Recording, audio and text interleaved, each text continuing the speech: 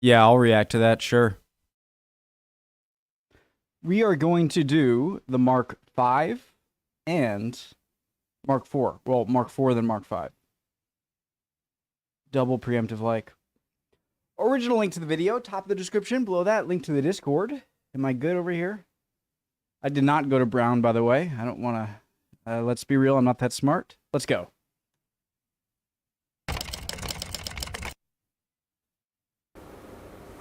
Now this is the Mark Jeez, look at the size of that. IV tank of 19... Sorry, okay. And that's used to go over trenches, I think? Sorry.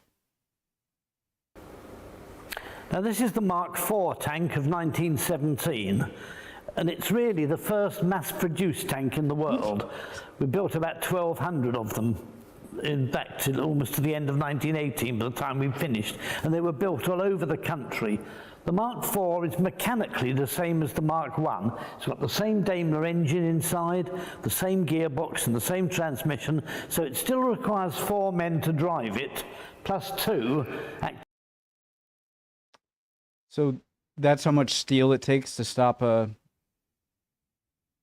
machine gun, I'm assuming? Or rifle? As gunner and loader on each side in a mail tank.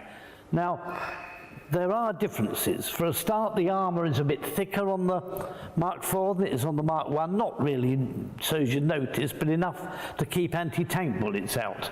The other thing is the sponsons have been modified. You can now push the sponson inboard.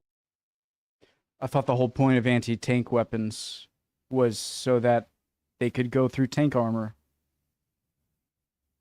And this is like the first tank, right? So, or at least the first war that they're using tanks in, so it's not like they have a previous anti-tank weapon. That's interesting. Sponsons have been modified. You can now push the sponson inboard for rail travel. With the Mark I, if you had to go anywhere by rail, you had to unbolt the sponson and lift it off, and that caused all kinds of problems. So they made the sponson here push inwards. You'll also notice that the guns on this tank are shorter. They're 23 calibers long instead of 40 calibers long. They found that the longer guns were unnecessary. They kept bashing into things and burying themselves in the ground, so they decided to go for shorter guns. It doesn't make any difference as far as the tank's concerned. It still dished out a reasonable amount of firepower. The gun trains for about 90 degrees from on the beam to dead ahead, but the sponsons, if you can look at both of them at the same time, which is very difficult, they're not actually mirror image of one another. There are slight differences, and that's because the gunner and the loader always had to stand in exactly the same place relative to the gun in either side, and there's a risk of the chap being squashed flat if he was on the wrong side. So that's a slight difference. Huh? And so these guns right here can go kind of from straight parallel to perpendicular, and they're not the same, but why would you get crushed? He was on the wrong side. Differences, and that's because the gunner and the loader always had to stand in exactly the same place relative to the gun in either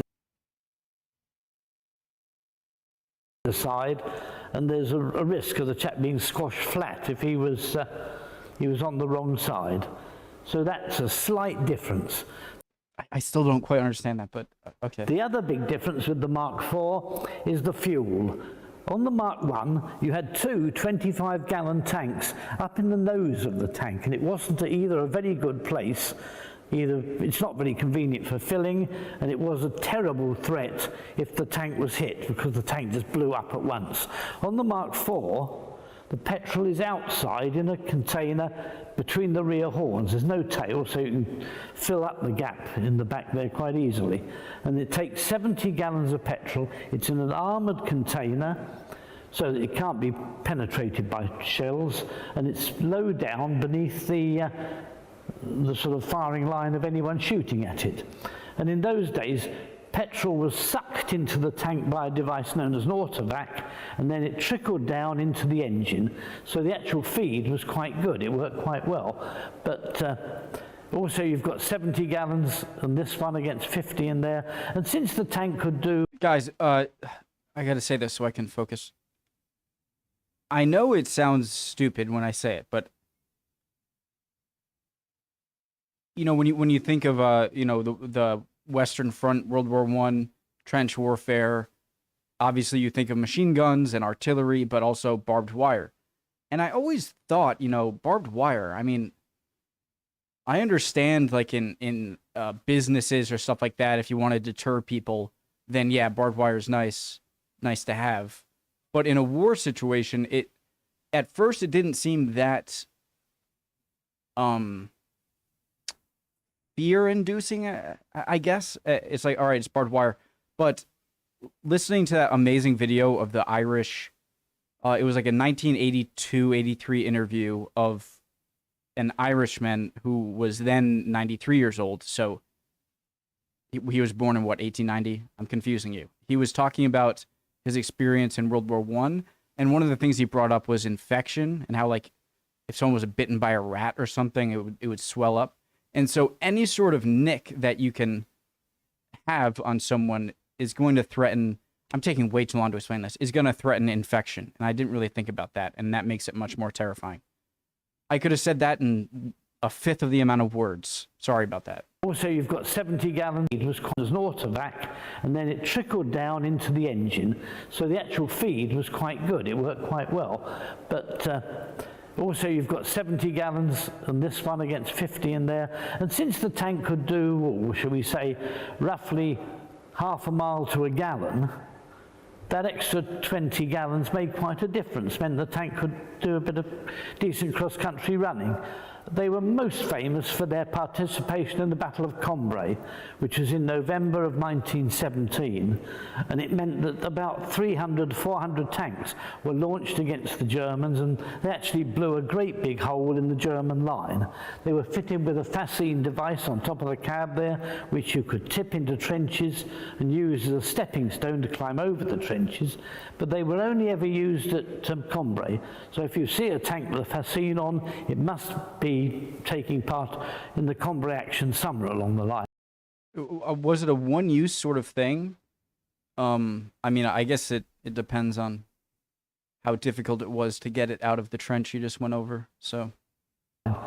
They normally also have unditching beam rails on top with a beam for getting them out of the mud. You chain that to the tracks. This one hasn't got those. It was actually only ever a training tank in Britain, as far as we know, so it didn't have all these fittings added to it at the time. But it is still in working order, and I've actually driven it. Huh? Wait, what? They normally also have unditching beam rails on top with a beam for getting them out of the mud.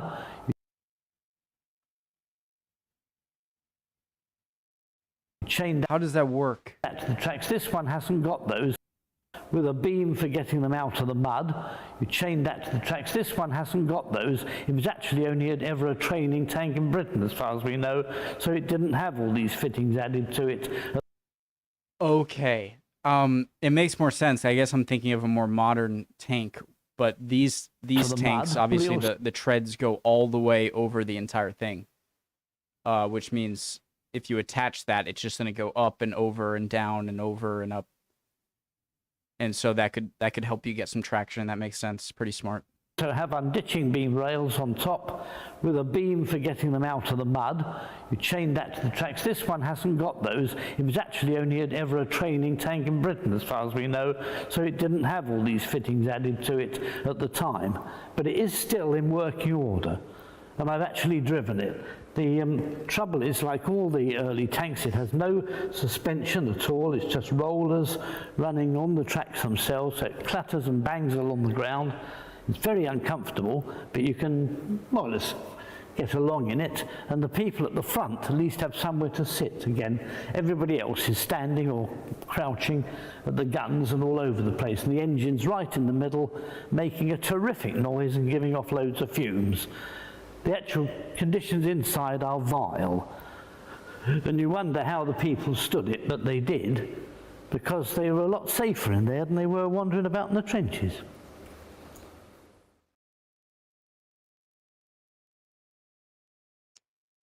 I mean, you're a bigger target, but you're inside of a giant metal thing. There's something kind of terrifying, kind of like a submarine, you know?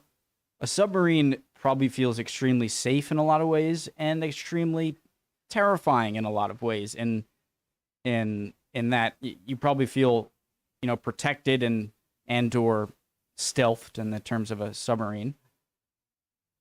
But also you're trapped inside of this metal container. And that's kind of got to be scary in a way, especially with if it, you know, some sort of fire or gas attack or something like that. I don't know. I'm not exactly sure which I would rather do, be in a tank or be infantry, but it sounds like maybe being in a tank would be better. Let's go to the next one. This is the Mark V.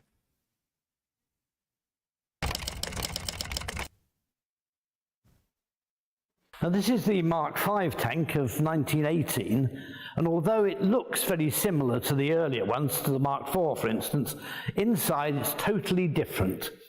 It's got a new engine which was designed by Harry Ricardo, who was a young engineer in those days. It's a 6-cylinder petrol engine, but it's actually designed to deliver 150 horsepower, so it's a good deal more powerful.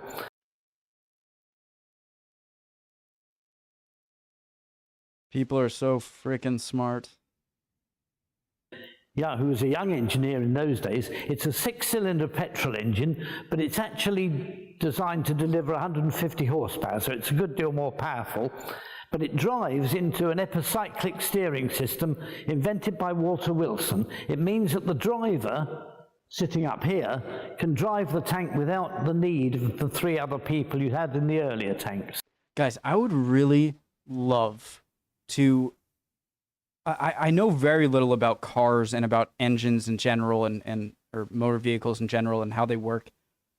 I would love... I almost want to go like to some junkyard and just find... Like the car doesn't even have to work. Just have most of what would be in it if it were a functioning car. And then just let me take it apart. You know, I wouldn't want to take it back to where you live, because then it could be an eyesore and messy and stuff. But just like, all right, how much do I have to pay you to just come here when I want and just take apart the car? Just for fun. Like, just, I'm not saying I'd be able to put it back together, but just to, I don't know. I've thought about it.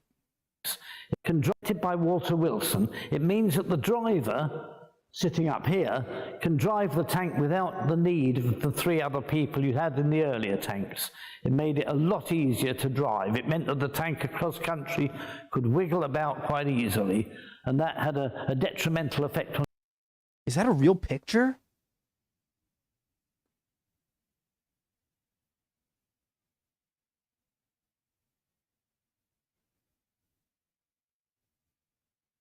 There's no way this is a real picture. If this is a real picture, I mean, how would you capture this? How would you have a good enough camera at the time to have this quality? Maybe it's just enhanced with modern equipment. But I mean, that's such an insane picture. How would this not be more famous? Of a British tank running over German artillery and then potentially... Looks like one guy, and then... If this is real, or if it's not real, then pretty amazing, honestly. And if it is real, even more amazing. But why isn't this more famous? On Germans who were trying to wriggle out of its way. Easier to drive. It meant that the tank across country could wiggle about quite easily, and that had a detrimental effect on Germans who were trying to wriggle out of its way. But otherwise, it's very much the same. This particular tank was in action. We know it was in action. We've seen the report. And it's got the unditching beam rails. You can see them up here. And it's got the unditching beam on top. And the idea of the beam was that if the tank got bogged down in the mud... Okay. So this one has rails on it. Because obviously, when it's coming up, it would get caught right here. So it slides on these. As it often did. You chained the beam to the tracks. It was dragged around the front here, and got underneath the tank, and gave the tank something to bite on so that it could climb out of a muddy hole. It seemed to work, but I don't think it did the tank a lot of good, swinging off the tracks. In every other respect, the tank's very similar. It was altered as far as cooling's concerned. They drew in the air from the outside, but that was actually a mistake. On the earlier tanks like the Mark IV, it drew all its cooling air from inside the tank. So there was a constant flow of air going through the tank. It wasn't always clean, nice air, but it was at least moving. On the Mark V, the engine heat and the fumes stayed inside the tank because the air was coming in from outside through a duct, through the radiator and out the other side. The trouble I would have thought it would have the opposite effect. That's with that, through a duct, through the radiator and out the other side. The trouble with that was it made the interior of the tank very unpleasant, and a lot of people were quite ill to the point of being rendered unconscious and having to be lifted out the tank. So fumes, they altered it after a while to get better ventilation. But just for a while, it was quite unpleasant. That's what's so terrifying about trying out a new war machine in the middle of a conflict, in that it's in the middle of a conflict. So the safety of the people inside and the comfort is not even, I've said this before. I hope I'm not being repetitive. I've said it in different videos, but how being in a new plane or a new tank or a new submarine, right? During a war, when it's super big to get an advantage, it's super important. You just know, like, oh God, like my comfort or safety is not high on the priorities of how this thing works. Yeah. Otherwise, this tank also, you'll notice that the cab on this tank is narrower than the cab on the Mark I. It was done because they wanted to use wider tracks. They actually decided to use tracks 26 inches wide instead of these, which are 20 inches wide or 20.5 inches wide. And in order to deal with that extra bit of track, they had to narrow the cab. They did it on the Mark IV as well, just to make it more flexible. I believe on modern tanks, the treads are kind of separated and can almost be, taken out and then reinserted like a Lego piece. Because if a part of the tread breaks, you don't want to have to replace the entirety of the tread. So this one looks like if you break one of them, it seems pretty difficult to repair it by the looks of it. But this one's fitted with the narrower tracks, which it was when it went into action. And it was at the Battle of Amiens, 8th of August 1918, when this tank really earned a military cross-flits commander. He fought his tank with great skill and judgment, keeping up such hot fire that the infantry were able to keep up the advance. Military Cross citation, 2nd Lieutenant Harold A. Wittenberry, 8th Battalion Tank Corps. Action. So it's got quite a history. Military cross-flits commander in action. So it's got quite a history, even though it's quite a rarity. There aren't many of them left. Funnily enough, most of them are in Russia, because we sent a detachment of these tanks over to South Russia in 1919, and since we were supporting the Whites against the Reds, and since the Reds won, our lot had to scarper pretty quickly out of Russia, so we left the tanks behind. They served with the Russian army up until about 1928, which is absolutely remarkable. Life in one sense, and there's a load of them now all over Russia, scattered about for people to see in different towns. Otherwise, they're pretty well all gone now. There's one Mark V, I think, in the Imperial War Museum, and that's about all there is.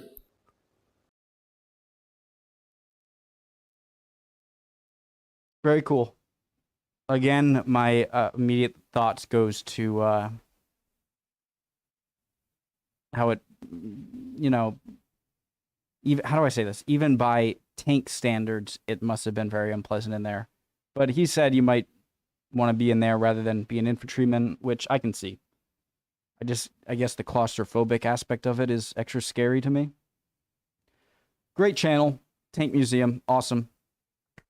I can't wait to see your guys' answers to some of my questions. I can't talk right now. I need to eat. I'm starving. Really interesting. Love learning alongside you guys. I'll see you guys next time. Bye.